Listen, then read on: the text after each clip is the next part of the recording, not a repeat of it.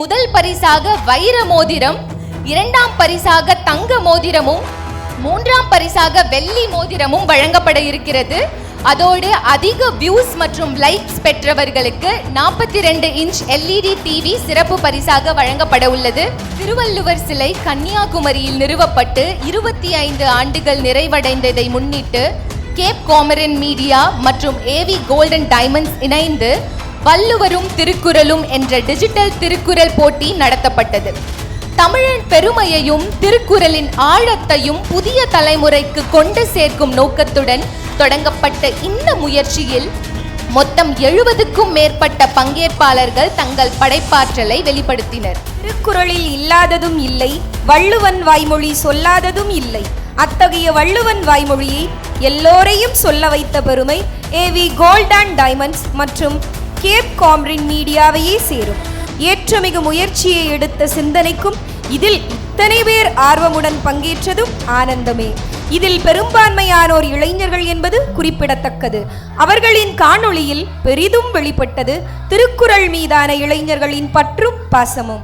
மூன்றாவது பரிசு பெறும் நபர் CCM எண் 1031 மோனிஷா அவர்களை மேடைக்கு அன்போடு அழைக்கின்றோம்.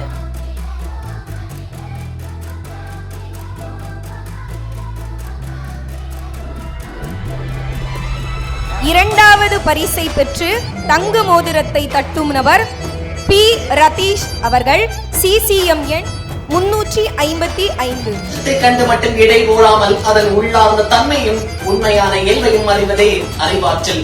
சில மனிதனுடைய தோற்றமும் பேச்சும் நம்மை நாம் அனைவரும் ஆவலோடு எதிர்பார்த்து கொண்டிருந்த அந்த முதல் பரிசை தட்டிச் செல்லும் நபர் CCM எண் 517 K பத்மநாபன் அவர்கள் முதல் பரிசாக வைர மோதிரத்தை வாங்கவிருக்கிறார்.